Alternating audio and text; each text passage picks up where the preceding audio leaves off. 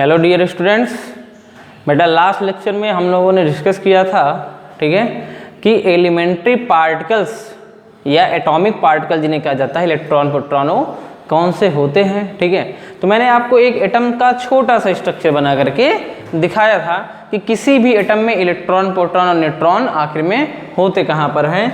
तो कुछ इस तरह से मैंने बनाया था, किसी भी एटम का स्ट्रक्चर कैसा होता है, बीच में उसमें क्या बताया था मैंने कि बीच में बेटा होता है न्यूक्लियस, ठीक है, जिसमें कौन रहता है, न्यूट्रॉन और प्रोटॉन रहते हैं, ठीक है, और जो इलेक्ट्रॉन होता है वो कहाँ रहते हैं, शेल में, लेकिन मैंने बोला कि ये शेल में नहीं रहते हैं। ठीक है, ये हो गया क्या, ये हो गया आपका न्यूक्लियस, ये न्यूक्लियस हो गया। और इसके बाद ये जो है इलेक्ट्रॉन, ये किस में रहते हैं, शेल में रहते हैं।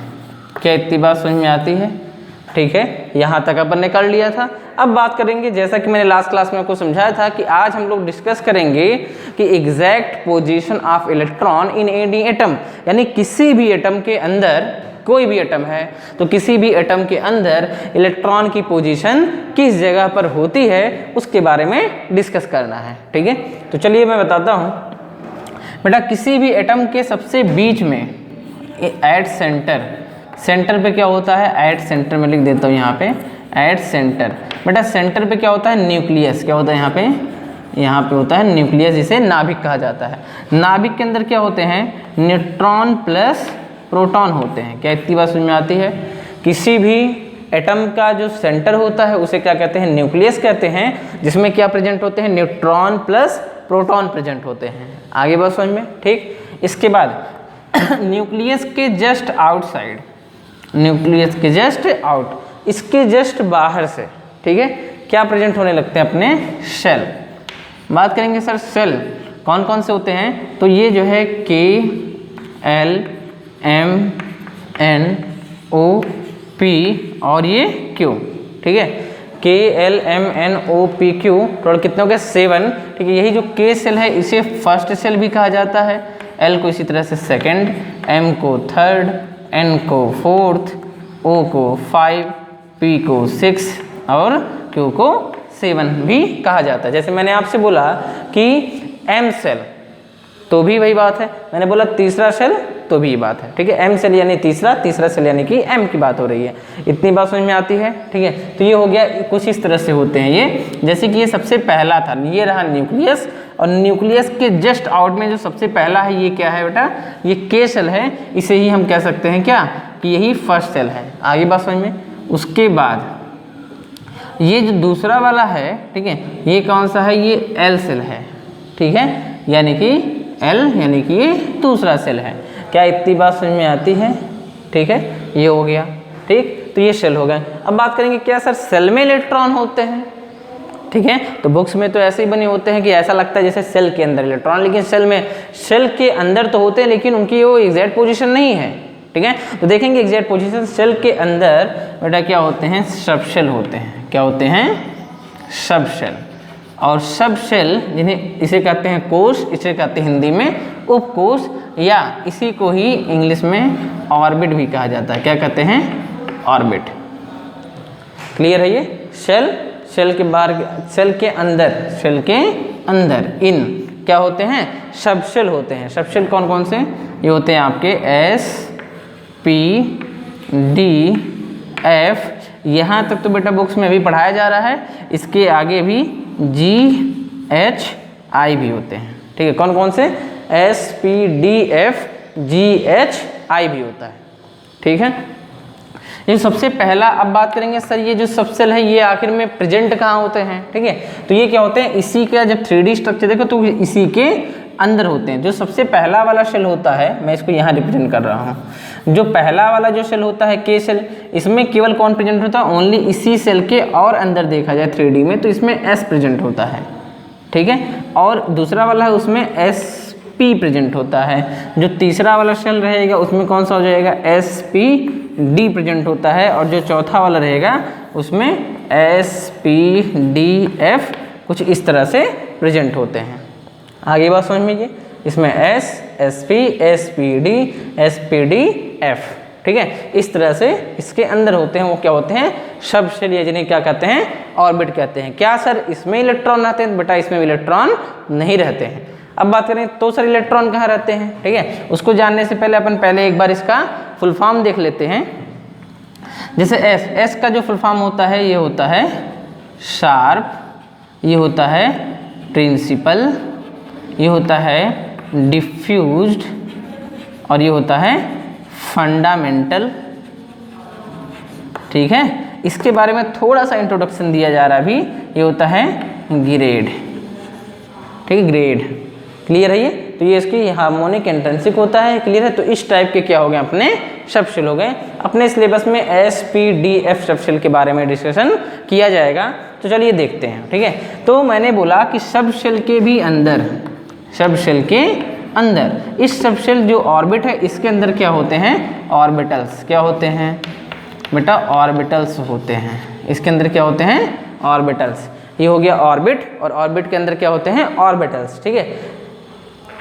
और ये जो ऑर्बिटल्स होते हैं, ठीक है, ये जैसे बेटा S के अंदर केवल और केवल एक ही ऑर्बिट होता है, मान लेंगे ये क्या है, इसके कमरे हैं, क्या है इसके ऑर्बिटल, यानी क्या है, एक टाइप के कमरे होते हैं। तो S में कितना होता है, एक। P की बात कर लेंगे तो P में बेटा कितने होते हैं, P में होते हैं कितने, 3। इसी तरह से D में कितने होते हैं, 5, 1 2 3 4 5, और F में कितने होते हैं, इसी तरह से 7 होते हैं। बस ये समझने के लिए बताया जाता है ऐसे, ठीक है, 1 2 3 4 5 6 और ये 7, ठीक है। मान लीजिए कभी भूल जाते हैं तो इसको ऐसे याद रखना है, SPDF ये लर्न कर लेना है। और SPDF में से जैसे कि S है तो ऑड नंबर में चलना बेटा, ये सबसे पहले है तो 1 हो गया, 1 के बाद ऑड नंबर 3, 3 के बाद ऑड नंबर 5 और 5 के बाद ऑड नंबर 7, तो 1 3 5 7, ठीक है। तो बात करें क्या सर ऑर्बिटल्स में इलेक्ट्रॉन होते हैं, हाँ, ठीक है। तो यानी कि जो इलेक्ट्रॉन्स होते हैं वह ऑर्बिटल्स के अंदर होते हैं, ठीक है। अच्छा, ऑर्बिटल्स के अंदर होते हैं, ठीक है। तो अगर हम बात करें तो बेटा ये जो S है, S में बताइए मैक्सिमम कितने इलेक्ट्रॉन हो सकते हैं, S ऑर्बिटल, एक ऑर्बिटल में मैक्सिमम 2 इलेक्ट्रॉन। बात कर लेते हैं ऑर्बिटल की, ठीक है। अब ये बड़ा मैं बना देता हूँ, जैसे मान लेते हैं कि ये एक ऑर्बिटल है, एक ऑर्बिटल में मैक्सिमम 2 इलेक्ट्रॉन होते हैं और दोनों की जो स्पिन होती है बेटा वह एक दूसरे के अपोजिट होती है। दोनों की स्पिन कैसी होगी, एक दूसरे के, अगर एक ऐसे सीधा बनाएंगे तो दूसरा वाला उल्टा बनाया जाता है, ठीक है। कुछ बुक्स में ऐसे भी बनना होता है तो कंफ्यूज नहीं होंगे, ये भी ऐसे भी बनाया जाता है, ठीक है। तो बताइए S में मैक्सिमम कितने इलेक्ट्रॉन, एक ऑर्बिटल में मैक्सिमम 2 इलेक्ट्रॉन हो सकते हैं, तो S में मैक्सिमम कितने इलेक्ट्रॉन हो सकते हैं, नंबर ऑफ इलेक्ट्रॉन, यहाँ लिख देते हैं नंबर ऑफ मैक्सिमम इलेक्ट्रॉन कितने हो सकते हैं बेटा। जो S है, S में केवल एक ही ऑर्बिटल होता है, एक में कितने हो सकते हैं, 2, यानी मैक्सिमम इलेक्ट्रॉन कितने भरे जा सकते हैं, इसमें 2 भरे जा सकते हैं, ठीक है। बात करेंगे P का, तो P में कितने ऑर्बिटल्स हैं, P में बेटा 1 2 3 ऑर्बिटल्स हैं। अगर एक में कितने भरे जाएंगे, 2, तो 2 2 4 और 2 6, यानी कि टोटल मैक्सिमम कितने इलेक्ट्रॉन हो सकते हैं, इसमें 6 हो सकते हैं। बात करेंगे D की, सर D में कितने इलेक्ट्रॉन हो सकते हैं, ऑफ कोर्स कितने होंगे, 10, 2 2 4 2 6 2 8 2 10, टोटल कितने इलेक्ट्रॉन होंगे, इसमें 10 इलेक्ट्रॉन हो सकते हैं। और बात करेंगे कि फंडामेंटल F जो होता है सबशेल, इसमें कितने इलेक्ट्रॉन हो सकते हैं बेटा, कितने हैं इसमें 7 और एक में 2, तो 7 में कितने हो जाएंगे, ये 14 मैक्सिमम इलेक्ट्रॉन। क्या इतनी बात समझ में आती है, ठीक है। तो ये है अपना एग्जैक्ट पोजीशन। अपन ने क्या सीखा है आज, ठीक है, आज अपन ने सीखा है exact position of electron in any atom. किसी भी एटम के अंदर जो इलेक्ट्रॉन होता है, अभी तक बेटा जितने एक्सपेरिमेंट किए गए हैं उनके अकॉर्डिंग इलेक्ट्रॉन की पोजीशन अभी तक ये बताई गई है, ठीक है। अच्छे से जो है इसको देख लेंगे और इसको नोट कर लेंगे, ठीक है। ये है पोजीशन, कैसे बता दी है सर ने, ठीक है। सबसे किसी भी एटम के सेंटर में क्या प्रेजेंट होता है, न्यूक्लियस प्रेजेंट होता है, जिसमें क्या होते हैं, न्यूट्रॉन प्लस प्रोटॉन होते हैं। न्यूक्लियस के जस्ट आउटसाइड में क्या होता है, शेल होता है। शेल कौन कौन से, K से लेकर के Q तक, यानी कि कितने होते हैं, ये ओनली 7 होते हैं, ठीक है। और उसके बाद सबशेल कितने होते हैं, SPDF, ठीक है। अपने बेसिक में जो है 4 है, तो अपन जो है 4 पर ही फोकस करेंगे। तो ये 4 होते हैं, SPDF होते हैं, ठीक है। और सबशेल के अंदर क्या होते हैं, ऑर्बिटल्स होते हैं। एस में केवल एक ऑर्बिटल होता है, पी में कितने होते हैं, पी में 3 होते हैं। इसी तरह से डी में कितने होते हैं, डी में होते हैं 5, और इसी तरह से एफ में कितने हो जाते हैं, 7 हो जाते हैं, ठीक है। और एक ऑर्बिटल में मैक्सिमम कितने इलेक्ट्रॉन, 2, तो एस में मैक्सिमम इलेक्ट्रॉन कितने भरे जाएंगे बेटा, 2, पी में 6, डी में 10 और एफ में 14 भरे जाते हैं, ठीक है। क्या इतनी बात समझ में आती है, ठीक है। देख लेंगे इसको अच्छे से, यहाँ तक कर लिया है, ठीक है। अब आगे बढ़ाते हैं कि सर आपने किसी भी एटम के स्ट्रक्चर के अंदर इसको तो समझा दिया कि ये एस, sp, spd और spdf होते हैं। सर ये ऑर्बिटल्स कहाँ होते हैं, बेटा ये जो s है इसी के और अंदर अगर हम 3D में देखेंगे तो इसी के और अंदर हमको क्या दिखाई देगा, एक ऐसे जो है एक छोटा सा रूम दिखाई देगा जिसके अंदर क्या प्रेजेंट होते हैं, इलेक्ट्रॉन्स प्रेजेंट होते हैं अंदर में। क्लियर है ये, ठीक है। क्योंकि कोई भी एटम होता है तो उसका स्ट्रक्चर कैसा होता है, 3D में होता है, ठीक है। 3 डायमेंशन मतलब जिसमें क्या होती हैं, ठीक है, 3 डायमेंशंस पाई जाएँ, अलग अलग दिशाएँ होती हैं, तो उसमें क्या होता है, ठीक है, वो क्या है, 3D स्ट्रक्चर होता है। इतना समझ में आ चुका है आप लोगों को, ठीक है। आगे बढ़ा दें, ठीक है। अब बेटा ये जो मैंने अभी आपको समझाया, ठीक है, यह हमारे केमिस्ट्री में इनऑर्गेनिक की क्या करती है, एक बहुत ही बेस्ट बेसिक्स बताती है, ठीक है। अभी तक मैंने आपको जितना बताया, ठीक है बेटा, इसमें ये समझ लीजिए कि इससे हम काफ़ी ज़्यादा जो है ऐसे क्वेश्चंस का फॉर्मेशन कर सकते हैं, ठीक है, जो क्या है काफ़ी ज़्यादा बेटर होते हैं। अगर हम किसी से क्वेश्चंस पूछें, ठीक है, तो ऐसा लगता है कि यार ये क्वेश्चन गलत है, लेकिन बेटा वो गलत नहीं है। जैसे मैं अभी आपसे बोलूँ कि सर जितना पढ़ा दिया उसके अकॉर्डिंग मैं आपको कुछ क्वेश्चंस बताता हूँ। जैसे पूछा जाए कि पीरियोडिक टेबल में क्या पूछा गया, पीरियोडिक टेबल में, ठीक है, ओनली 7 पीरियड्स ही क्यों होते हैं, 7 पीरियड्स। बेटा पीरियड्स किसे कहते हैं, पीरियोडिक टेबल में जो लाइनें ऐसे करके होती हैं, यानी जो कैसी होती हैं, हॉरिजॉन्टल लाइनें जो होती हैं, जो हॉरिजॉन्टल होती हैं उन्हें क्या कहा जाता है, पीरियड्स कहा जाता है। बेटा आप नोट करेंगे तो ये कितने होते हैं, ऐसे लिखा होता है 1 2 3 4 5 6 7, ये केवल 7 ही होते हैं, ठीक है। पीरियड्स कितने होते हैं, ओनली 7 होते हैं, ठीक है। और जो लाइनें ऐसे करके होती हैं, ठीक है, वर्टिकल जो लाइनें होती हैं, ठीक है, उन्हें क्या कहते हैं, जो वर्टिकल लाइनें होती हैं उन्हें कहते हैं ग्रुप्स, उन्हें क्या कहते हैं, ग्रुप्स कहते हैं, ठीक है। बेटा ये कितने होते हैं, टोटल 18 होते हैं, ठीक है। तो क्वेश्चन ये है अब कि जो पीरियड्स होते हैं वह 7 ही क्यों हैं। क्वेश्चन अपना कि जो पीरियड्स होते हैं वह 7 ही क्यों होते हैं। बेटा ये 8 9 10 क्यों नहीं होते हैं, ठीक है। उसके बाद ये जो है 5 6 7 क्यों नहीं, ऐसा क्यों नहीं है, उतने क्यों नहीं है।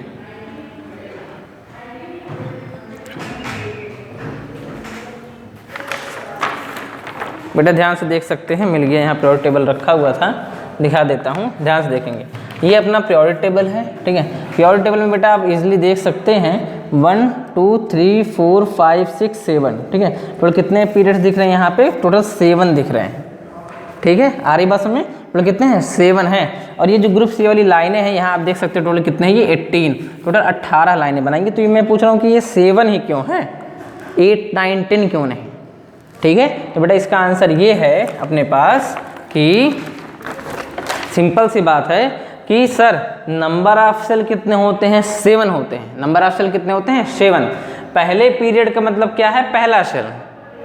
पहले पीरियड का क्या मतलब था, पहला सेल। दूसरे पीरियड का मतलब दूसरा सेल। तीसरे पीरियड का मतलब तीसरा सेल। चौथी पीरियड का मतलब चौथा सेल, ठीक है। तो इस तरह से अपने पास नंबर ऑफ सेल जितने उतने ही पीरियड्स हैं, तो कि पीरियड्स के नंबर कितने होंगे, 7। सर 7 ही सेल होते हैं, इस वजह से 7 ही क्या होते हैं, पीरियड्स भी होते हैं। क्या इतनी बात समझ में आती है, ठीक है। चलिए अब बात करते हैं आगे कि सर ये तो ठीक है, ये तो हो गया अपने 7 पीरियड्स हो जाते हैं, ठीक है। अब बात करें सर ग्रुप 18 ही क्यों होते हैं, ये जो है 19 20 क्यों नहीं होते, ये बेटा 15 16 क्यों नहीं होते, क्या लगता है आपको, ऐसा क्यों होता है। ग्रुप्स केवल 18 ही क्यों होते हैं, जो अपने पास वर्टिकल लाइनें होती हैं यह 18 ही क्यों हैं, ये 19 20 क्यों नहीं है, या फिर ये 16 17 इतनी क्यों नहीं है, 18 ही क्यों होती है, ऐसा क्या रीज़न है। सोचिए बेटा, जितना अभी समझाया गया है इसी को बेस लेकर के मैं सब बताऊंगा, इसी से सब सारे आंसर्स निकाले जाएंगे। ऐसा क्यों होता है, चलिए बेटा मैं बताता हूँ आपको, ठीक है। उसके पीछे रीज़न है, ठीक है। रीज़न ये है कि अपना जो पीरियोडिक टेबल है, ठीक है, वो आप कभी देखना ध्यान से, कुछ इस तरह से बनाया हुआ है।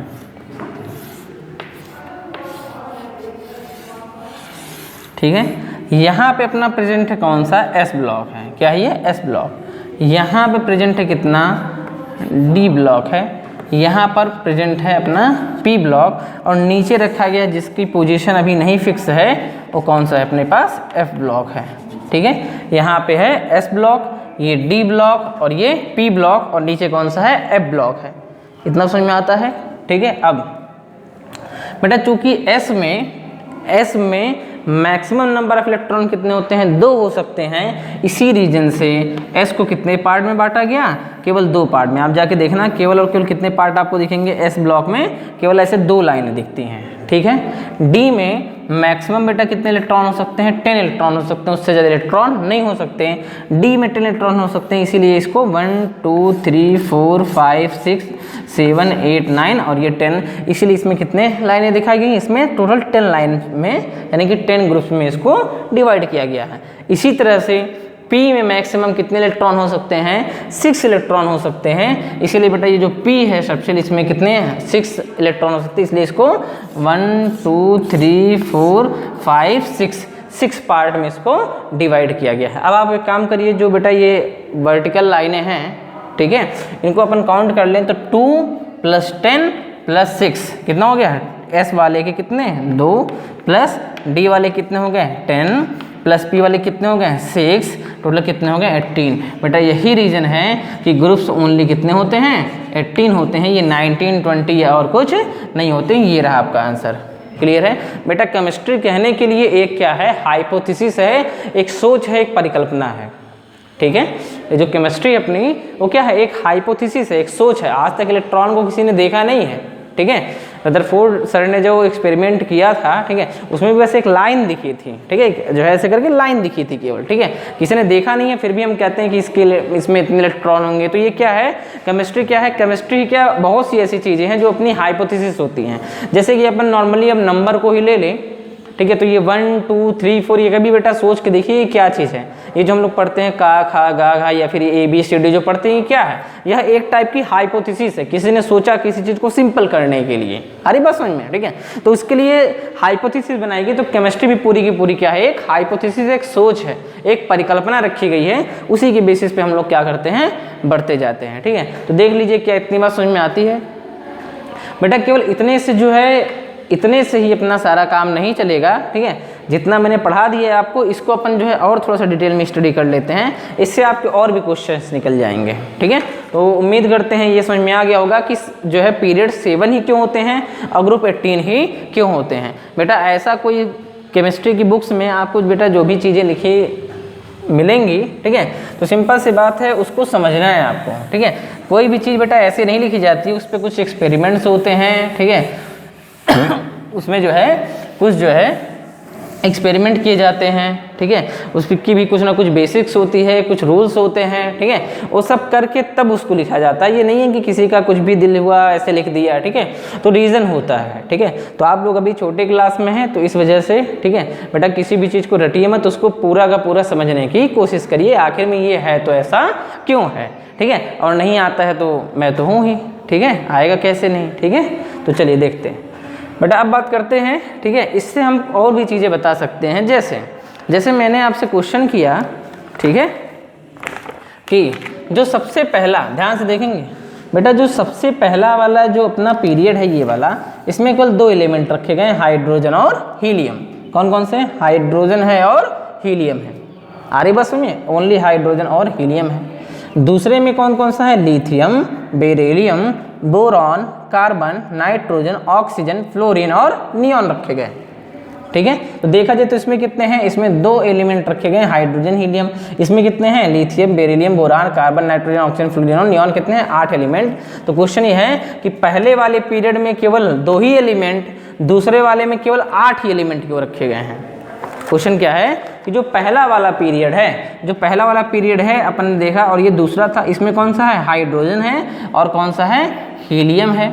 जो दूसरा वाला उसमें लिथियम, बेरिलियम है, फिर आगे यहाँ पे boron, carbon, nitrogen, oxygen, fluorine और नियॉन। ठीक है, इसमें टोटल कितने एलिमेंट हो गए? फर्स्ट वाले में एलिमेंट हो गए 2 और सेकेंड वाले में कितने हो गए बेटा? 8।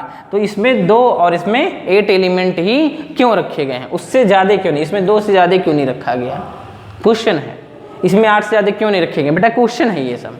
क्या लगता है ऐसा क्यों? सोचिए बेटा, ऐसा क्यों है कि पहले वाले जो है पीरियड में केवल 2 ही एलिमेंट होते हैं, हाइड्रोजन और हीलियम, और जो दूसरा पीरियड है उसमें lithium, beryllium, boron, carbon, nitrogen, oxygen और फ्लोरीन, नियॉन, केवल 8 एलिमेंट ही रखे गए। इसके पीछे क्या रीजन है बेटा? आसान है। अभी थोड़ी देर पहले मैंने एटम का स्ट्रक्चर समझाया आपको, तो मैंने बोला कि बीच में न्यूक्लियस होता है, न्यूक्लियस के बाहर क्या होते हैं? शेल होते हैं। आ रही बात समझ में? ठीक है। और जो पहला वाला शेल होता है जिसे के शेल कहते हैं, इसमें बेटा क्या होता है? के शेल में ओनली s ऑर्बिटल होता है, और इसमें क्या होता है? इसमें s और p ऑर्बिटल होता है। इसमें s और इसमें sp। s में मैक्सिमम इलेक्ट्रॉन, सर s में मैक्सिमम केवल 2 ही इलेक्ट्रॉन रखे जा सकते हैं। इसी वजह से पहले वाले पीरियड में मैंने बोला ना कि फर्स्ट सेल मतलब पहला पीरियड, सेकेंड सेल मतलब दूसरा पीरियड। तो पहले सेल में कितने क्या प्रेजेंट होता है? ओनली s प्रेजेंट होता है। ठीक है, और s में मैक्सिमम 2 इलेक्ट्रॉन रखे जा सकते हैं। इसी वजह से इसमें केवल 2 ही एलिमेंट है, हाइड्रोजन और हीलियम। उसी तरह से जब हम दूसरे में आएंगे, दूसरे पीरियड में, ठीक है, जैसे हम सेकंड पीरियड मतलब सेकंड सेल, इसमें क्या होता है? sp होता है। ठीक है, अब sp है तो s में मैक्सिमम कितने इलेक्ट्रॉन? 2, और p में कितने? 6। 2 + 6 कितने हो गए? 8। इसीलिए दूसरे पीरियड में क्या है? केवल 1 इलेक्ट्रॉन है। बट बेटा यहाँ पे एक छोटा सा डाउट है। यहाँ पे क्या आता है? sp_d। यहाँ क्या आता है? sp_d। तीसरा पीरियड मतलब तीसरा सेल मतलब तीसरा पीरियड। क्लियर है? इसमें क्या आता है? sp और d। s में मैक्सिमम कितने बेटा? 2, p में कितने? प्लस कर दिया 6, प्लस d में कितने? 10। टोटल नंबर ऑफ एलिमेंट कितने होने चाहिए थे? 18। लेकिन बेटा तीसरे पीरियड में 18 एलिमेंट नहीं रखे गए हैं। आप इसको देख सकते हैं। कितने आने चाहिए थे तीसरे में? बेटा तीसरे सेल में कितने आने चाहिए थे? 18 एलिमेंट आने चाहिए थे, लेकिन है नहीं। Sodium, magnesium, aluminium, silicon, phosphorus, sulphur, chlorine, argon. S का है, P का है, लेकिन D का यहाँ पे एलिमेंट नहीं रखा गया। ये 10 गायब कर दिए गए हैं, केवल यही हैं। ठीक है, लेकिन बेटा इस चीज़ को समझने के लिए आपको और भी कुछ बेसिक टर्म्स को समझना पड़ेगा, तभी आप ये बता सकते हैं कि आखिर में ऐसा क्यों नहीं होता है। ठीक है, इसमें 18 एलिमेंट कैसे आ गए? इसमें तो 8 ही रखे गए हैं। ठीक है, तो 18 होने चाहिए थे, कितने रखे गए? 8 ही रखे गए। ऐसा क्यों होता है? इसके लिए आपको और भी ज़्यादा बेसिक्स में चलना पड़ेगा। ठीक है, तो बेटा अभी जो मैंने आपको समझाया है, ठीक है, इन सब चीज़ों को ले करके हम लोग आगे बढ़ेंगे। ठीक है, और ऐसे ऐसे क्वेश्चंस करेंगे, ठीक है, जो काफ़ी ज़्यादा इंटरेस्टिंग लगेंगे। जैसे वाटर का फॉर्मूला H2O ही क्यों होता है? OH2 क्यों नहीं होता? H3O क्यों नहीं होता? ठीक है, यहाँ तक समझने के लिए, या बेटा केमिस्ट्री को एकदम बेसिक से समझने के लिए, एकदम स्टार्टिंग से समझने के लिए कि आपको केमिस्ट्री एकदम अच्छे से आ जाए, ठीक है, उसके लिए बेटा बहुत ज़्यादा ज़रूरी है कि हम लोग बेसिक से एक एक छोटे छोटे स्टेप को समझें। ठीक है, क्योंकि बेटा 9-10 तक तो ठीक है, लेकिन जब आप 11-12 में जाएंगे तो ये केमिस्ट्री डिवाइड हो जाती है। फिजिकल केमिस्ट्री, फिर फिजिकल, ऑर्गेनिक और इनऑर्गेनिक, 3 डिफरेंट टाइप की केमिस्ट्री में डिवाइड हो जाएगा। ठीक है, और अगर आप बेसिक से नहीं पढ़े रहेंगे, बेसिक नहीं सीखेंगे, तो आपको बहुत ज़्यादा प्रॉब्लम आने वाली है आगे। ठीक है, इसलिए छोटे छोटे स्टेप्स को समझेंगे, आगे चल के सब चीज़ें एकदम आसानी से क्लियर रहेंगी। पहले इसको नोट कर लीजिए, देख लीजिए, अच्छे से समझ में आ चुका है पूरा। ठीक है, चलिए अब मैं इसको जो है थोड़ा सा आगे बढ़ाता हूँ। ठीक है, और चलते हैं अपने नेक्स्ट टॉपिक पे, और वह टॉपिक है कौन सा? Electronic configuration. ठीक है, बात करें सर इलेक्ट्रॉनिक कॉन्फ़िगरेशन क्यों स्टार्ट कर रहे हैं? बेटा रीजन, इलेक्ट्रॉनिक कॉन्फ़िगरेशन आ गया तो वैलेंसी आ जाएगी, ऑक्सीजन नंबर आ जाएंगे, वैलेंसी आ जाएगी, तो हम क्या करेंगे? कंपाउंड का फॉर्मेशन और ये सब चीज़ें कर सकेंगे। ठीक है, चलिए देखते हैं। तो अब हम लोग बात करेंगे इलेक्ट्रॉनिक कॉन्फ़िगरेशन, इलेक्ट्रॉनिक कॉन्फ़िगरेशन की, कॉन्फ़िगरेशन बात करेंगे। सर ये इलेक्ट्रॉनिक, सबसे पहला तो ये कि ये इलेक्ट्रॉनिक कॉन्फ़िगरेशन होता क्या चीज़ है? इलेक्ट्रॉनिक कॉन्फ़िगरेशन क्या होता है, सबसे पहले इसको समझ लेते हैं। जैसे मैंने ये बोला आपसे कि सोडियम, तो हमने लिख दिया यहाँ पे, पढ़ा होगा नमक होता है सोडियम, इसे रिप्रेजेंट करते हैं Na से, क्योंकि इसका जो लैटिन नेम होता है ये क्या होता है, नाइट्रियम। क्या होता है ये, नाइट्रियम। ठीक है, मैंने बोला इसमें टोटल 11 इलेक्ट्रॉन है। कितने इलेक्ट्रॉन है बेटा, टोटल 11 इलेक्ट्रॉन है, 11 इलेक्ट्रॉन रख दिए गए। ठीक है, अब ये 11 इलेक्ट्रॉन एक साथ तो प्रेजेंट नहीं होंगे, ये बेटा अलग अलग जगहों पे इनकी क्या होगी, हर इलेक्ट्रॉन की एक अपनी खुद की क्या होगी, पोजीशन होगी।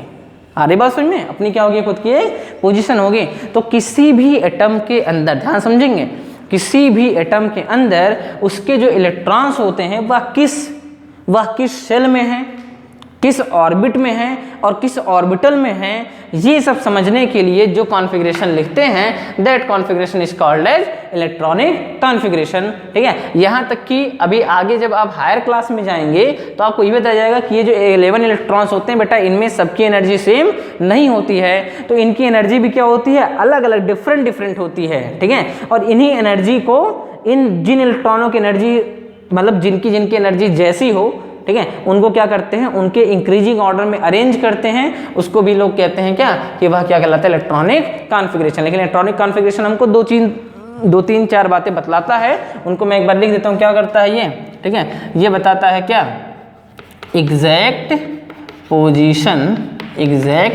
Position of electron in any atom. किसी भी एटम में क्या करता है ये, किसी भी एटम में इलेक्ट्रॉन की एग्जैक्ट पोजीशन कहाँ पर है उसको बताता है। मतलब इसमें क्या क्या चीज़ें हो सकती हैं, इसमें बेटा कुछ चीज़ें हो सकती हैं, जैसे इलेक्ट्रॉन किस सब शेल में है, किस शेल में है, किस ऑर्बिटल में है, ये सारा इंफॉर्मेशन कौन देता है, इलेक्ट्रॉनिक कॉन्फ़िगरेशन। यहाँ तक कि आगे इसके स्पिन को भी बतलाएगा। वैसे ये सब चीज़ें क्वांटम नंबर से रिलेटेड होती हैं, आगे समझाया जाएगा। क्लियर है ये, ठीक है। आगे चल के हम इसी इलेक्ट्रॉनिक कॉन्फ़िगरेशन को क्वांटम नंबर से भी जोड़ा जाता है, ठीक है।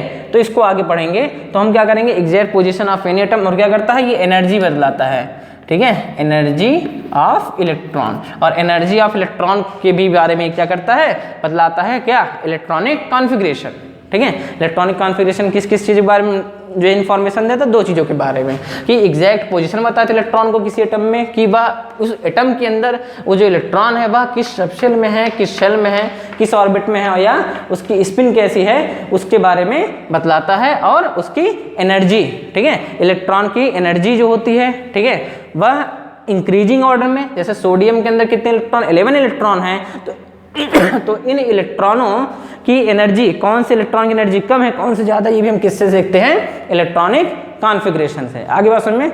तो बेटा आज के लेक्चर बस यहीं तक रहेगा। नेक्स्ट लेक्चर में हम लोग सीखेंगे कि जितने 118 टोटल एलिमेंट्स हैं उसमें सभी के इलेक्ट्रॉनिक कॉन्फ़िगरेशन केवल अपन एक लाइन से सीखेंगे, ठीक है। तो बस वैसे आपके सिलेबस में ये केवल 20 एलिमेंट्स तक ही है, लेकिन अपन पूरे 118 एलिमेंट के इलेक्ट्रॉनिक कॉन्फ़िगरेशन भी सीख लेंगे ट्रिक्स से, केवल एक लाइन में, ठीक है। थैंक यू बेटा।